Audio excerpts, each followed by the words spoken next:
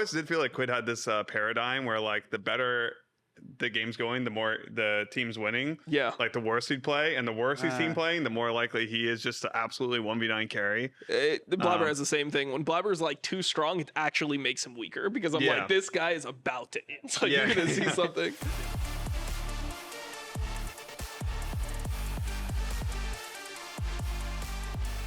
Welcome back to Coaches. It says pros, but it's coaches. Okay. Yeah. Former pros. Former pros. Yeah. What's the highest level league you played? It was.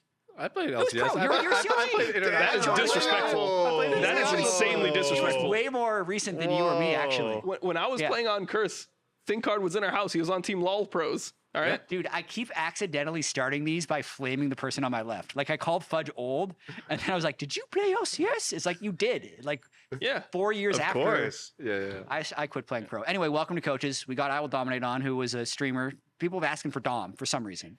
Not 100% sure. Yeah. For some reason as well, we have two coaches in suits, and then Goldenglue shows up in a t-shirt and a jacket. It's not happening, guys. It's not happening. Yeah, maybe for internationals you'll see me in a suit, but you will not see me in it. It's Sentinels vibes. Like they're like the new like cool kids. Like they show up like this. Yeah. If I showed up without a suit, Sven would kill me. So I have to. It is in my contract that I need to wear a suit. Are you only wearing suits until you lose? Like no, we're wearing suits the entire time. Sven has a theory that coaching doesn't matter at all. The only thing that coaching is about is trying to mog the other coaches. So you just want to wear a suit and try to look better than the other coaches because nothing you say matters. I mean, Apollo, I haven't heard from him all year. He looks good too. Yeah, he's doing great. Isn't he dressed up? Yeah, he's dressed up. Yeah. I mean, that's why we wear suits. Okay, nice. You're the only two teams to wear suits. Are we? I think so. Maybe. Yeah. I'm pretty sure. They were the two first team places in Swiss until the last week. So yeah. Maybe makes sense. Okay, sorry. This is a huge tangent to start the episode. Cloud9 hasn't lost yet. You guys are looking exceptional, but we haven't heard that much from you. I kind of want to first ask how coaching is and then more talk about why C9 is doing well. How's it been coaching C9? I mean, coaching's been great. I think that when you coach at a team like Cloud9, it's probably like a lot easier than coaching at other teams because you have so many veterans. Like everyone just understands how to play the game already. So I think a lot of like my job is trying to get people on the same page, like trying to make sure that we're, playing for the same objectives within the game. Because obviously there's a lot of ways to play League of Legends. And, I think a lot of playing in LCS is just about figuring out what everyone wants to do and then how people fit into the plan. So, I mean, I've been really liking coaching. I feel like it's really comfortable being on stage. Like obviously I've played in LCS before, but then also like when you co-stream, if you're actually paying attention, it's not that different than coaching when it comes to reading a draft, right? Like you're just reading the draft, you're saying, hey, I think that they'll pick this. Like, are we good with like these answers? And then for like Blabber, a lot of times it's just me communicating about what jungle I think will be good in the game. And yeah, I mean, it's just, it's pretty cool. Yeah. And you got to try it out for a year in a sense too, because you were a remote coach that was fairly involved. How much has your role increased this year compared to last year?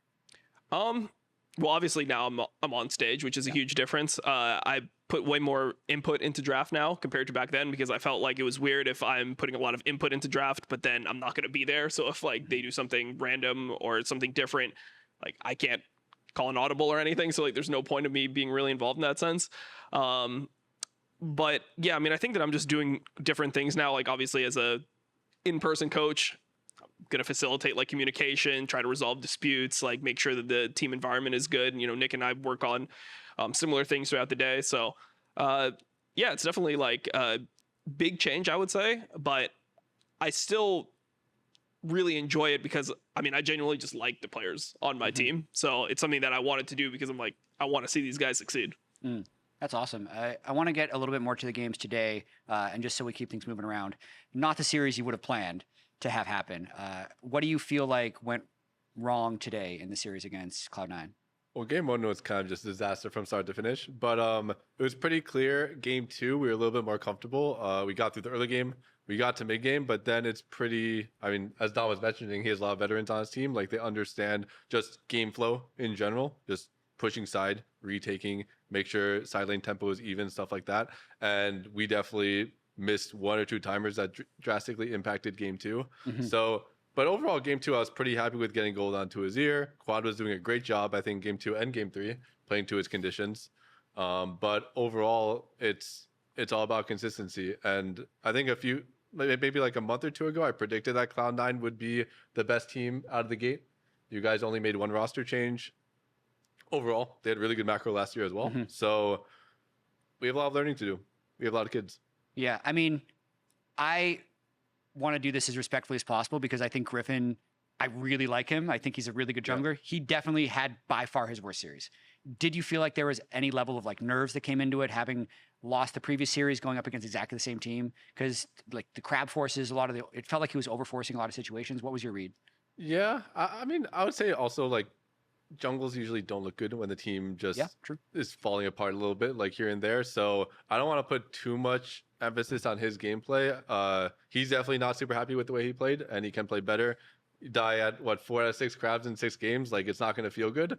But overall, that just shows a bigger problem overall than if the fights are going that poorly, or just we shouldn't even be taking the fight to begin with. Like that's just a whole different problem than just like jungle gap, you know? Yeah, for sure. Goldenglue, did you get a chance to watch the series? I was watching it while I was also playing my ARAM Mayhems, so I was only kind of watching it on the side. Serious coach right serious here. Coach. But I will say I was impressed with game 2. I do also thought I was like when I was looking at the draft and I was watching it like 18 minutes, I was like, they have 2 dragons. I feel like their comp is pretty good. And then I kind of felt like you guys were in game. The call was to try to do something creative, like try to pull Baron on the dragon timer when it was like all 2 items. And I was just like, I feel like you guys could just fight the dragon. Then you lost tempo and then kind of crumbled, I thought, after that point. But I do think C9 is super strong and they kind of play the same style. They try to push you in the early game. Blabber, I think, is having just like a phenomenal performance so far. And I do think the game right now, the way it flows, like if your jungler's playing well and your lanes are helping your jungler, the games can be really stompy. Yeah. Dom, how'd the series go? I mean, it went well. I think from the beginning, I think that one of the issues that Griffin has is that he doesn't play that many champions yet. Like, I feel like if he's playing a lot of the more standard jungle matchups, he's not going to be able to play them as well as somebody like Blabber, who's played them at a high level for years.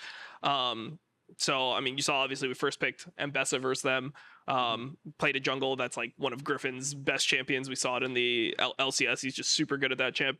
So I think that we had pretty good prep coming into the series, and everything kind of went as planned, I would say. Fly did some things that were pretty interesting in draft. Not going to like talk too much about it, but they did do some things that we didn't expect in draft.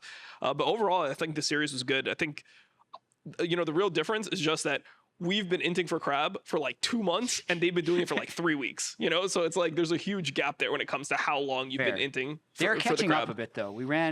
Griffin had already died at like 5 crabs, I think, in the first 3 weeks. Yeah. Oh my God. Yeah. And that was just the 6-minute crabs. It was a lot. We're learning. We're learning. No, I mean, it's just like, I don't know how to coach, man. Like, it's just like, okay, Blabber's gonna go to the crab and kill himself, so let's just show up to the crab with like 4 people. Like maybe then we can win the fight. Like I don't know what else to say at that point, because like nothing else I say will change the fact that Blabber is gonna try to get that crab. Like it just is what it is. But it is crab meta. I feel like you guys kind of started. It is the crab meta. Like it is so impactful. Your jungler hits 6 first if they get it. Like it's the Blabber crab meta. It really is. Yeah, exactly. That's happening in other regions too. No, I mean, but it's Blabber. It's Blabber. No, but did you see the DRX series? Like the DRX series, they just walked to the 3-minute crab. Their whole team killed themselves, and then the next game they just did the same thing, and they just like lost 2 games in a row. I was like, all right, cool. Like we're done here. They just went. 4 people died on one crab. 4 people died on the next crab. GG. Like that was the end of it. Yeah. I want to talk more broadly about the game, but the structure of the episode says we should talk about the other series as well. But you had a banger series, man. Yeah. All 5 games. I would say, and I'm not sure why, I want you to tell me why, you looked almost more stressed than you did at points last year on your 100 Thieves Coach Cams during that series. Walk me through why you were so into it. I mean, to be honest, I'm not very self-conscious when I'm watching the games. I kind of forget people are watching. And that it's just my like stressed reactions perma. I don't know. I think I was pretty into it yesterday because I felt like the games were just so close, and I feel like as a team we're not super consistent yet, to be honest. Like we'll have really great games. We'll have games like we threw with Soul, right? So I feel like no matter what's happening in the game, like I'm kind of on an edge. I think that game, the game 5 where we had a pause. The game was going insanely well, and then we just like inted into the top side and almost through. So I mean, I do think my team gives me a reason to be stressed, but I do think also, you know, they're doing pretty good, and they did a really good job keeping the energy up for 5 games. And I think also props to DSG. I think they're a pretty good opponent, and I think they're pretty like exciting to play against, both the first time and this time we played against them. So yeah, it was honestly, it was a banger. Yeah, Dom, what do you think about DSG? Because I know there was controversy around the selection, but picking between DSG and Flyquest, you decided that DSG would be a stronger opponent. Yeah, I mean, I think that it wasn't necessarily that we thought that DSG was significantly better than Flyquest. It's just that like we had just prepped for Flyquest and just beat them. Sure. And last year we made the mistake of beating TL and then being like, no, we're gonna play Shopify instead. And then we ended up losing that series, and it kind of like boomed our entire year. So, I mean, we just thought that we understand how Flyquest plays, and I think we know how to beat Flyquest. So that was the decision there.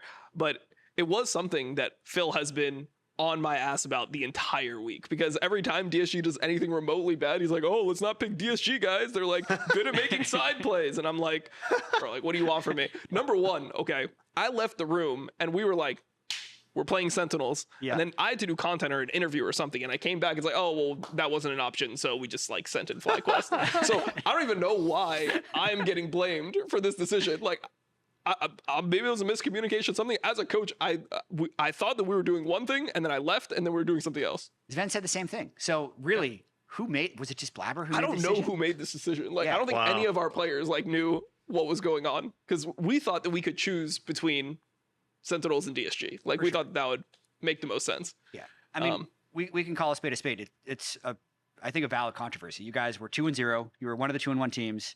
Yeah. Feel like you didn't want to run it back against C9. How have you tried to deal with that like emotion internally and like move forward? Since I agree with you. Like if I'm not making the format, but if I was making the format, the 2-1 teams would all be pickable by the 3-0 team, and then we'd see what ends up happening. But this has happened now, and how are you reacting to it? Yeah, I mean, that makes a little bit more sense. I was pretty frustrated, to be honest. Yeah. But it is what it is, and the good part about just all 4 teams playing well in the beginning of the split is we all earned the right to have double elimination. So even though we lost to Flyquest or to C9 twice, we now get to have a second life. We go against Lyon, and anyway, like looking at the big picture, we have a lot to learn. So I don't think it's necessarily a bad thing. We got to play C9 twice. We're going to learn a lot from this series, and I think the players kind of understand that we have to level up in a bunch of different categories, and there's no better way to do that than playing against currently the best team in the league at the moment. Yeah. Loses improve. Did either of you get a chance to watch much of the series yesterday? I know you're probably prepping forward. It's bad luck. You can't do that. You can't have a series the next day and then start looking at like the previous series. You have to lock in, all right? And then were you scrimming yesterday? We're scrimming the whole day, but then also like in between games, our scrims are going pretty fast, digging fast day, so like the games are going pretty fast, so it's like we had some time in between to watch, so we check in, we'd be like, oh my god, Castle's playing Nasus, he's the GOAT, but we're not like watching it, we're like essentially being fans in that moment. And then obviously Phil was just blaming me every single time Sentinels like did anything well. It's like, oh yeah, let's not pick Dignitas or not pick Disguise. So it was just a day of like casually watching it. But obviously for next week we'll have to watch the games intensely. For sure. You need to tell me more about the series then, because I can't believe we lost to Nasus also, and Ivern Yeah, we had Rel. We had literally the shield breaker. Yeah. I mean, I don't know this. What is there to say, bro? Like we had Infernal Soul, and I mean, you could just see sometimes we're not always fully connected. I think, and I was like Jay. I think he did get player of the series. He did. Is that correct? Which I was like very happy about. I actually made a series shouting him out before I even saw that. Nice. So I just think obviously people don't hear the comms, but his energy was just so good, and literally shot calling in basically 2 languages, because like they'll have their discussion in Korean and then they'll make a decision in English and then they'll say it to Isaac. Interesting.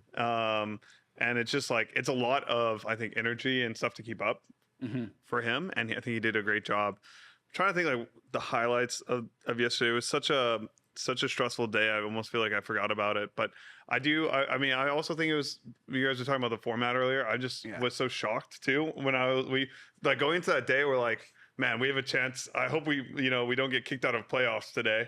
I hope we don't finish and then we won. I mean, I had Guardian, also Aatrox. Right, because you could have lost the last day, moved to 1 and 2, then be thrown into the last chance game between the 6-7. Yeah, so I feel like I was already so pissed that like I had to play a game with my Aatrox having Guardian that like when we figured out we got second place, to me that was like an apt reward.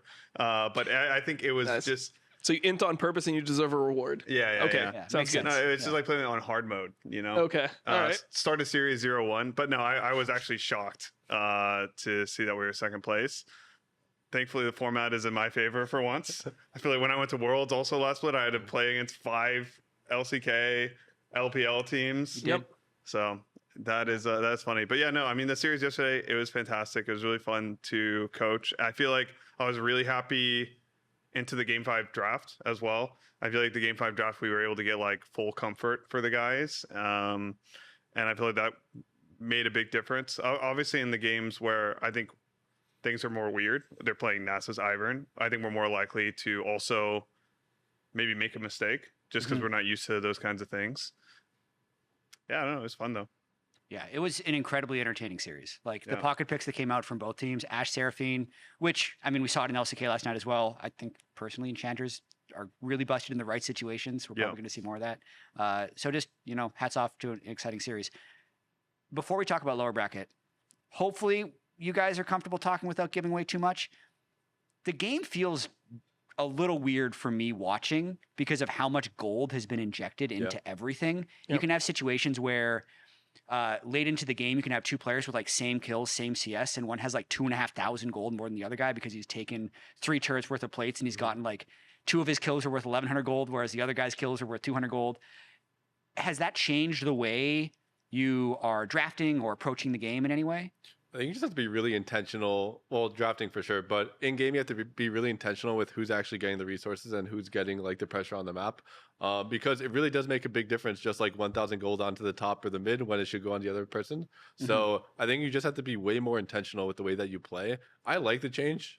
I think it's good. I think it makes it so that the team fighting ADCs can really diff like a whole game, and we see that a lot. And then also. Yeah, just overall, it's a good change. I think it makes it so that the fights are a little bit more explosive in the mid game, and you can really see a lot of skill diff. Whereas before, the fights were slower, there weren't that many items. Yeah. Dom, what do you think? Yeah, I mean, I think that obviously the same formula arises, but it does feel kind of scary playing League right now because of like all the bounties and everything on top of that. So like if you die and you lose a full turret with the plates, and you have like a bounty, the game just feels like everything's even. Like I remember our Lyon game, game 2, we were completely stomping them the whole game.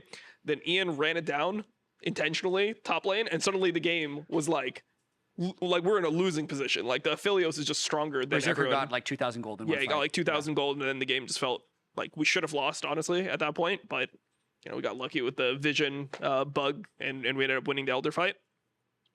But yeah, it does feel like extremely strange with how much gold is in the game. And then also I just think that how you play for things is different. Like it used to be that you play for turrets, but now you can play for like hitting the crystal one time, or like getting like 3 plates off like the tier 2 turret, because the gold is distributed through the entire turret as opposed to it just being like backloaded completely.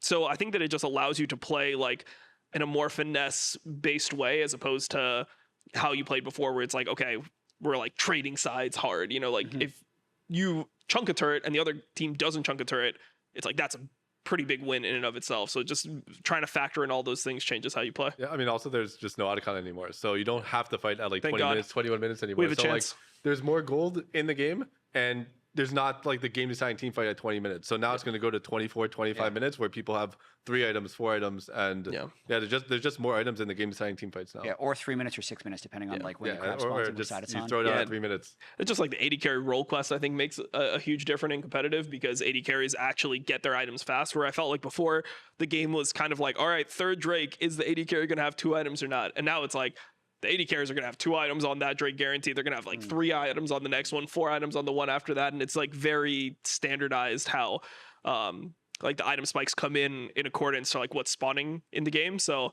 I think that's also something that is really important in competitive right now. Just AD carries get so much gold compared to before. Yeah. Goldenglue, anything these two haven't mentioned? I mean, I do think I kind of missed the Otacon. I was an Otacon enjoyer. I mean, Huddle Thieves yeah, was I'm sure very you were. effective with the We were very Otacon. I'm sure good you at- were. Yeah, I mean, because I think right now basically it's just like the Otacon's at like 5 minutes. It's the crab. I feel like whoever wins the Yeah. early crab fight at 5 minutes, they hit level 6, they invade your jungler. If you watch our game 5, Humbox is invading every camp, and the game just is so snowbally from such an early perspective. And I also think the fact that they devalued Baron so much, like the gold you gain from it. Essentially, if you're playing early game comp, you win Experience is early, less. you get 2 dragons, you're already ahead. You get the like maybe they'll try to fight you on the 3rd dragon. You already have a gold advantage.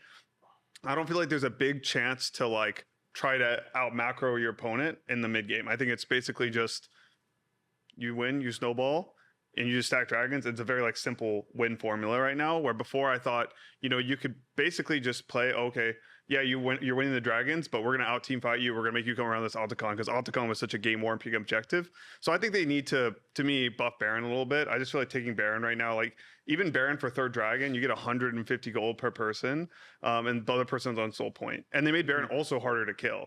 So it's like they made it harder to kill. They made the reward less. You do get Baron, which lets you get more like turret plates. So maybe there's more gold in the future you could get. But yeah, I just think they need. Personally, I think they need to make like another objective post 20 minutes, in my opinion. Like at least make Baron better to take or trade for a dragon, in my opinion. Yeah, it doesn't feel like you actually guaranteed win the game when you get Baron anymore. Like it doesn't even feel like close. it's just ending the game. It's like you get Baron and it's like, okay, play it slow. We'll see if we can like kill their inhibitor turrets, and you just kind of have to eyeball it as opposed to, oh, we have Baron, send it down 2 lanes and like we're gonna win the game. Yeah. I also, I had it a second ago what I was going to say, but I've actually lost it. You were just talking about top laners. I had a stat pulled a couple weeks back about top lane kill participation. Yeah. It's like lower than it's nothing. been in like 10 years. And I specifically noticed this, weirdly enough, in LCS Fantasy, because I'd like pick Thanatos one week and C9 went 2-0, and he gave me like 8 points. Yeah. Out of like, and then you see Griffin, you hit his multiplier, he had like 42 points. I'm like, what the hell is happening? And it's like Thanatos especially, like you're smashing these games. He's up like what 20 CS, but he's 0-0-0 when the game already feels decided. Have you guys felt that top lane what is the role of top lane currently? Because to your point, since Baron's devalued, it's about the 6-minute crab, but therefore stacking dragons. And the top laner doesn't want to leave for the early drakes because he's going to lose his role quest role. So how are you kind of navigating the top lane like diminished influence this season? I don't know. I think it just depends on the champion you're playing. Like if you're playing Rumble or you're playing Galio into Rumble or even Aurora, like these are champions that you're gonna win the game by impacting like the gold that your teammates have and being able to affect the map and like being present in team fights. So then that means like if the Cassante is doing his job, the Cassante is stopping the Rumble from doing that. And same with the Nard. If the Nard is doing his job, the Nard is stopping the Aurora from doing that. So I think it comes down to how effective is a top laner to actually finding a way to get KP when he is on those team fighting champions. And right now it seems like the top laners that are playing the more for the 1v1 and doing their job really well to stop that team fighting champion from getting to the team fight is just doing a good job. Yeah, I think that's correct. It's like when you're playing as a top laner now, a lot of your job can be to just like prevent the other guy from impacting the game. So I think that's something that you see a lot of people doing is like you play your lane in a way to force the other guy to TP to his turret, and then maybe you can threaten to move, and maybe that threat of a move might not be KP, but that might be the deciding factor on whether or not you get an objective or something like that. So there's definitely like still top lane impact, but it's just not in like the direct way of, oh, this guy is 1v9 in the game has like 10 kills or something. Yeah, I mean, I think they've made it a lot more punishing to do like one-time moves, right? Because the rocks are charging and they come up and slap your turret. So it basically that mechanic kind of just it makes people you don't want to go for plays because there's a guaranteed price to it essentially. Yeah. So they're a lot less likely if they're moving for second dragon, like you better get a bunch of kills, you better take the bot turret, something like that, because there's a bigger price associated to making a play. Yeah. There's a lot of times where top laners just can't TP. Like even if they have TP advantage, it's like if I TP, this other carry champ is gonna get 600 gold, and then he's going to carry the game. So like you have to be very smart about how you actually use your moves. Yeah. So still as effective in the game, but because both guys know what they're doing, it feels like they're maybe not impacting the game that much, but just the fact that they're doing their job makes it so they're impacting the game. 3 matchups next week. C9 Sentinels, Flyquest, Lyon, and then TLDSG. Let's talk a little bit about Lyon first. You can opt out of this conversation if you want. Don't want to give away too much. But what do you guys think is going on with Lyon? A lot of people were skeptical about this team before the year, whether or not it would fit, whether or not they'd mental boom. But even just the gameplay, they do seem relatively out of sync with their current record of being 1-2. I'll start with Dom. What do you feel like have been the issues for Lyon? I mean, it's really hard to say. I think that there's been a lot of individual performance issues with the team. And then also I think that a lot of these players don't have experience being on like a super good team, right? Like Berserker does, obviously. Dokla's been on a championship winning team. Inspired does. But I think that a player like Saint, he sometimes will make like crucial mistakes that will affect the entire game. And I think that Inspired likes to play like a really structured game. And normally when you're on like a worse team, the games are more chaotic. Maybe you'll have more like windows to win.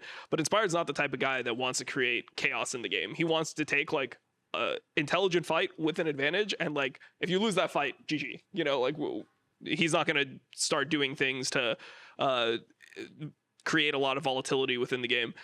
So there's just a lot of fights where I watch Lyon play where I'm like, okay, the Inspired Xin Zhao versus Mundo top lane crab situation that ended their game. When I'm watching that, I'm like, this is a good play from Inspired, right? Yeah.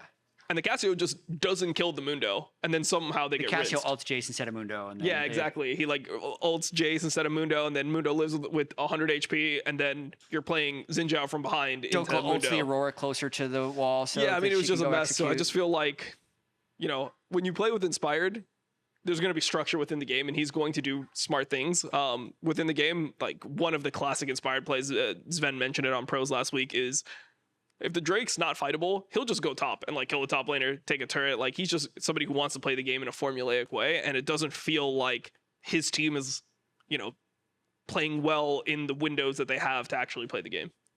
Grayson?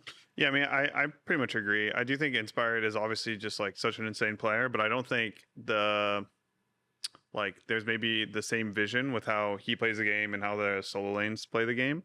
I think like a good example of a team that does well is obviously like C9, right? They pick up the APA, and Blabber just obviously wants to in for Crab.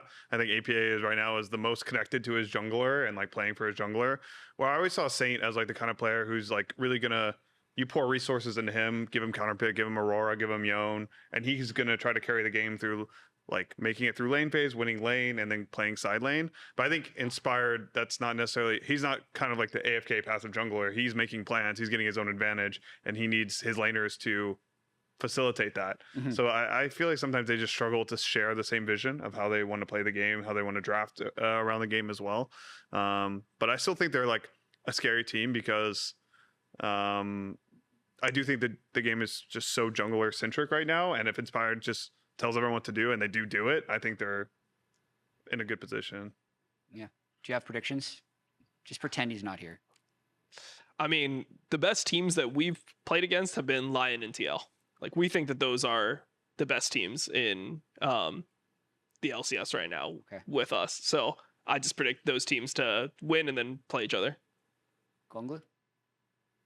Wait, he didn't give an like. Well, I mean, I guess he gave an answer. But give us a scoreboard. I want a score. Give an answer to both series. That's true. Lyon. Give us a score. I want a score. Since Thinkcard is here, I'll go 3-1. Could be 3-0. 3-1. We'll say 3-1. Yeah, take Lyon, the suit off. Be casual. A close 3-1 with a lot good coaching on the Flyquest side. Yeah, good drafts. Strong macro. Flyquest wins that game because of coach gap. All right. Yeah. And then on the other side, I think TL is going to. It's hard to say because I feel like Disguise is kind of a stage team, and TL is the opposite of a stage team. I would say like 3-1, 3-2 maybe in that one. So yeah, those would be my two predictions. Goldenglue? I would say I think probably Lyon like 3-2. I do think they look, I think it'll be close. I think TL, DSG. Yeah, I do feel like, we played both of them on stage. I feel like DSG had way more aura on stage.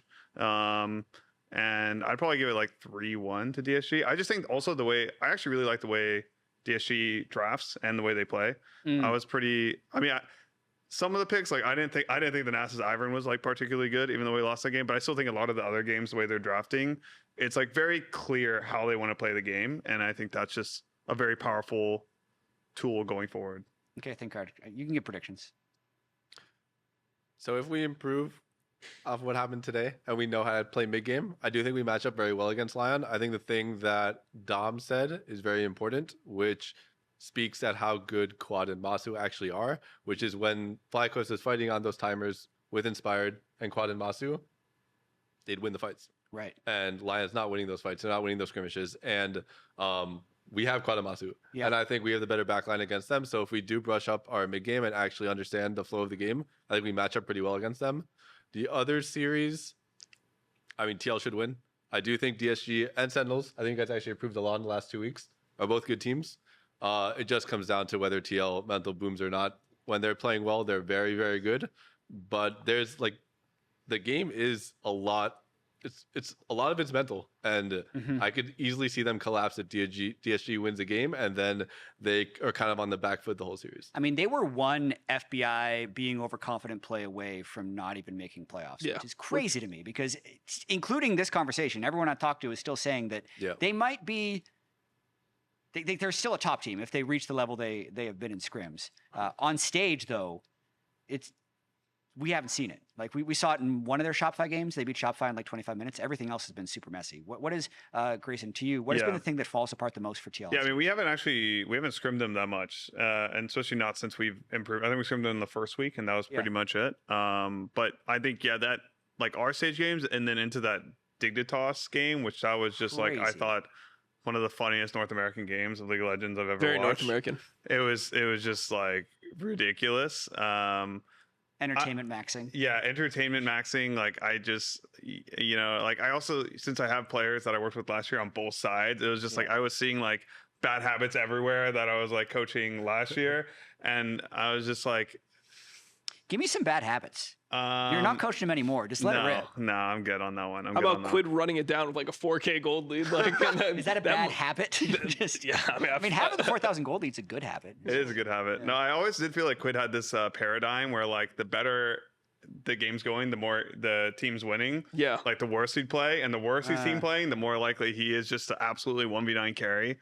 Blabber has the same thing. When Blabber's like too strong, it actually makes him weaker because I'm like, this guy is about to end. Like you're gonna see something. Yeah, like they just become a little. They have a little like monster inside them that has to push the limit. You know, when the game's too easy, I think it's like the game's too easy, so they get bored. Yeah, no, they fight their demons. It's like sometimes I talk to Blabber and I'm like, and he'll be like, no, I thought I was really strong here because I have my death stance. And I'm like, they have an extra champion. Like, I hope that this whole champion's existence is worth more than your 4,000 gold item, or there's a huge balance problem in League of Legends if this makes you like stronger than the entire other person being here. Yeah. So they're fighting their demons for sure. Yeah. Give me another one. Another one? Yeah. Well, I mean, I think, I do feel like, well, actually, I thought that one of the biggest problems of that game was I did feel like why is the Thresh stacking on the Philios like so frequently? Oh, yeah. But I do feel like, I don't know what you can do in that situation, but I do feel like when FPI's got no flash, like he needs to just play safer in general. For sure.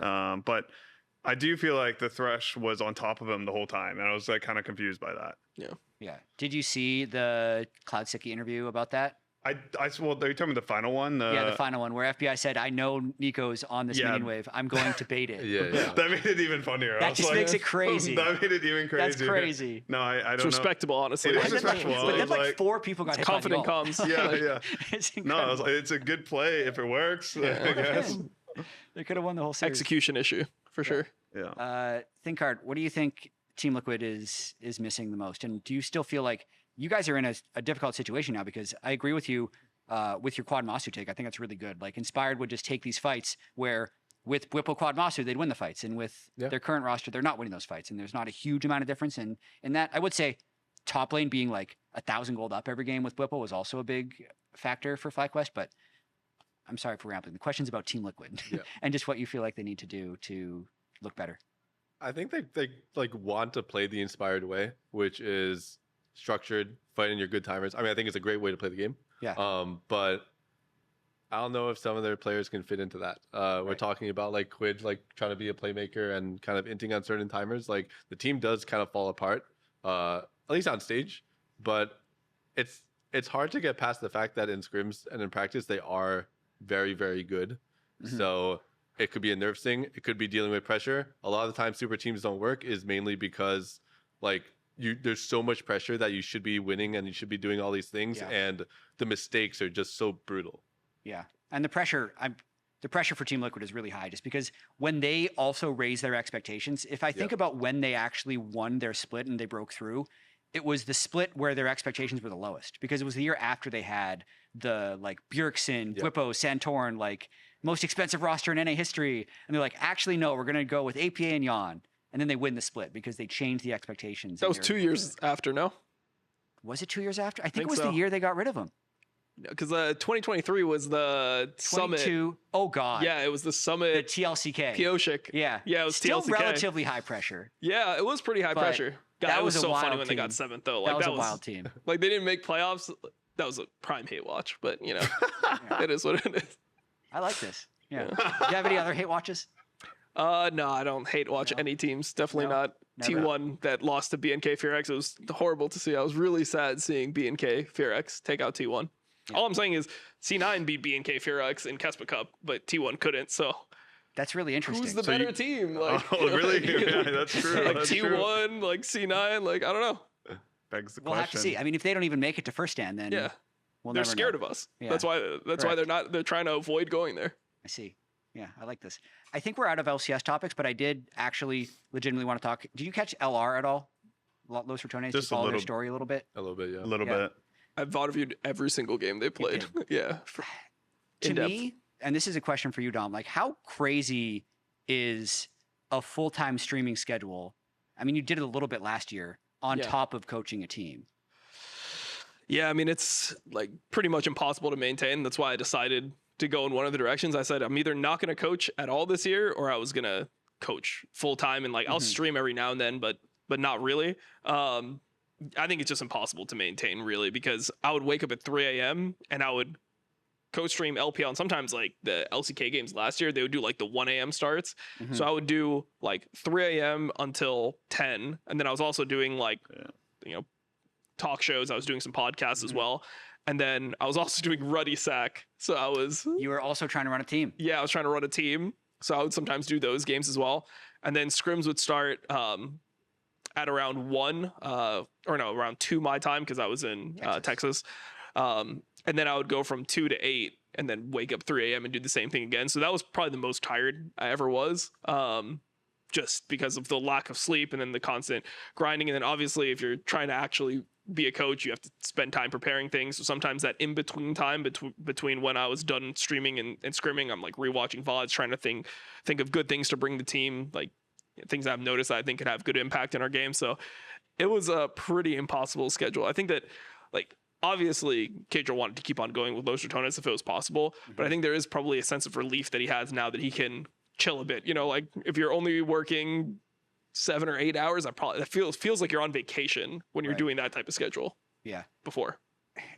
This is more for Thinkcard and Goldenglue. You guys have been coaching for many years now. Yeah. But I don't think necessarily people realize how much of a grind playing and coaching league is, because you're talking about you're coming in on your off day. Yeah. Right? Yeah. And that's how it is during the season. It's almost always 6 days a week rather than 5, and then 2 weekends, which a lot of people get.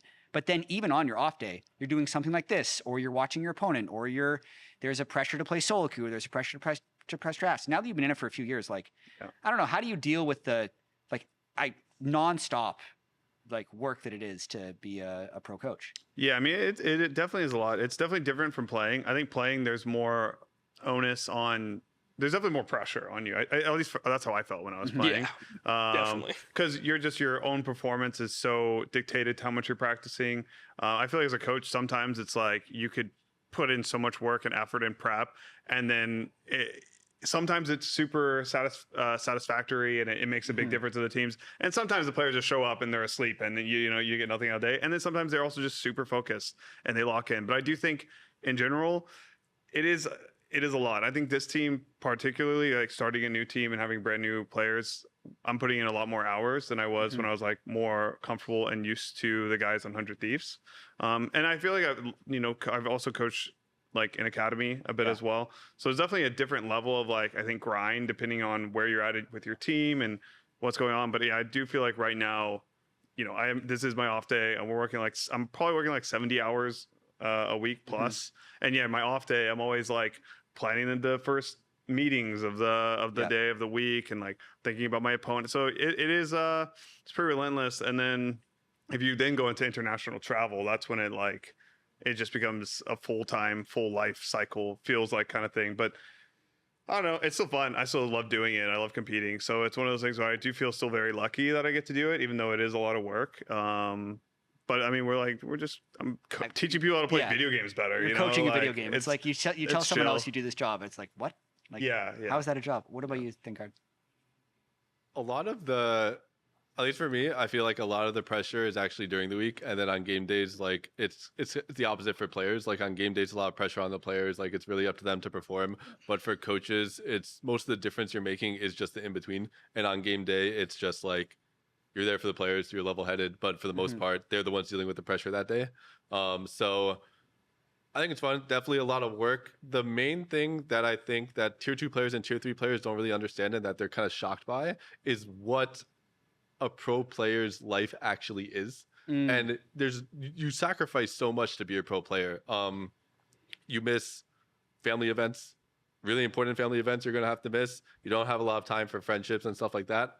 And it's stressful. And I think a lot of people, they don't really understand that. And I think Cryo actually came on after one of our games, maybe against DSG. And that was something he actually brought up when they're interviewing him was I was shocked by the intensity of practice. Because it really is a job and it's really hard. There's no like physical limitation. Like when you're playing basketball or football, you physically cannot train for 6 hours if you're going hard. But for video games, you can. So you have to put in a lot of hours. And as a coach, it's really fun, but you're still working 6 out of 7 days a week. There's still long hours. You're still going to miss a lot of important things in your life. And it is what it is. Anything else, Dom? I mean, it feels exactly how I felt like as a player. It's the same type of schedule. Everything is pretty similar. There's like a comfort in that. I would say like during the week is like they're saying a lot of the times where you have to be effective. Players are going to have issues with each other, trying to resolve those. I mean, there's times where I have to, go back late at night and just have a conversation with somebody to make sure they're in the right headspace. Yeah. If we're running it down in scrims, like I have to be hard on the players. Like you have to make sure that they know what's acceptable and like set a standard and a level of like what your culture will be. So there's definitely like a lot that goes into the normal week. And then, Nick and I spend a lot of time just trying to talk about like the direction of the team and how we optimize everything with like the players that we have, because all players are going to be unique in terms of the way they communicate, in terms of the way that they draft. How they are on game days is different than how they are in practice. Some people are really chill about like what they want to play in practice. Like, oh yeah, just pick me whatever. Then they get on stage like, I have to pick this champion or it's like doomed, right? So like you have to just work through all these things the entire time. But I find it really rewarding, at least compared to streaming. It's way more rewarding than streaming. Streaming is just like, like the benefit is good. I mean, obviously, like you can make good money streaming, but in terms of how you feel, like I don't feel rewarded if I'm getting like more views or something on something. I'm not like, oh man, I'm doing something good in my life. I'm just like, oh, that's cool. Like more people found this enjoyable or something. So I would say that like coaching, like helping somebody play the game better, even if it is a video game, it does feel extremely rewarding as a coach, at least. The peaks and valleys are much more extreme. Yeah, for sure. That's one thing I noticed when I haven't coached you as long as any of you guys have, but that's one thing I noticed, especially when I was on Team Liquid. Was there anything that like hooked you in? Because it is obviously a hard job, but you all still feel very appreciative that you get to do it. So do you have any personal anecdotes always are the things that travel the best. Was there like a moment that were like, wow, this was really rewarding, or this is something that made me really make sure that I wanted to keep coaching? Because I think I talked to you years ago when you were going to be the head coach of 100 Thieves Academy, right? Yeah. But then, and you've obviously continued and found a lot of success. Was there a moment along that journey where like something really positive happened that made you want to keep doing it? I think definitely in the end of my first year coaching academy, we lost 2 of our players because they went to Kinvi and Tenacity went to like as subs for Worlds with the main team. And so like for the whole year, obviously we kind of like built the roster around them. And it was kind of like devastating for our year because we're going into our playoffs, and we picked up Chad Jungle and Gamsu. And I feel like I kind of had like a more impact on how the team was going to play and how the team flowed essentially. And even going into like, we ended up making the finals and we're down 0-2. And I kind of gave the boys like a bit of a pick me up speech. And I was like, we're not going to fucking lose like this, that kind of thing. And then when we ended up reverse sweeping that series, I was like, oh, wow, I feel like I actually do have a lot of impact. And I think compared to my playing career, I always felt like I was working really hard. I was really like going against the grind essentially. And I do feel like my coaching career has just flowed a lot more naturally. So I do feel like very frequently I like chose the right decision. Just because I feel like I've been joining rosters and having success with rosters. I've been like the underdog in LCS for like 3 years now, but I'm still, and you know, we're still early on and it's kind of like fake format, but yeah, I don't know. I just feel like it's just been flowing more naturally since I've become a coach rather than when I was a player. Nice. Do you have one Thinkcard? I mean, it's definitely fun to be the underdog. I think just in general, like team sports, the cool thing is when everything's clicking.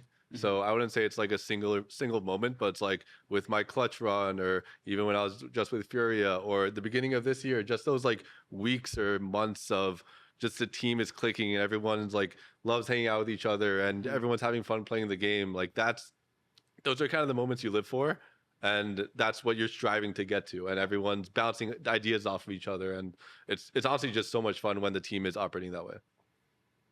Yeah, so similar for me. I mean, obviously I haven't coached that long, but I'm really grateful I get to work with who I consider to be like the jungle goat of North America, right?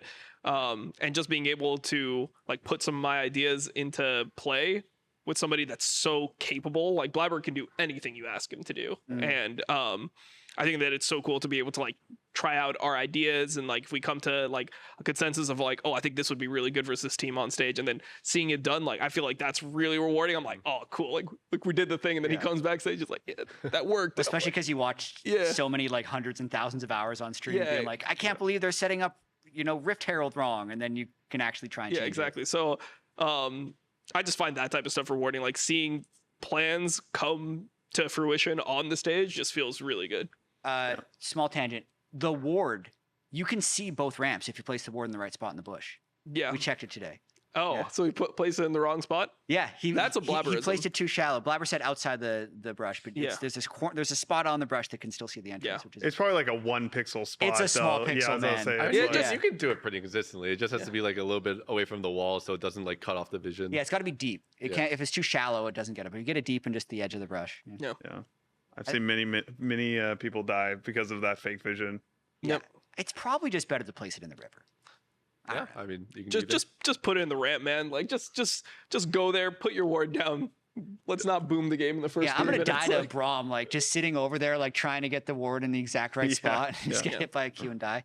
I think that's it for this episode of Coaches. Unless you guys have anything else you want to add.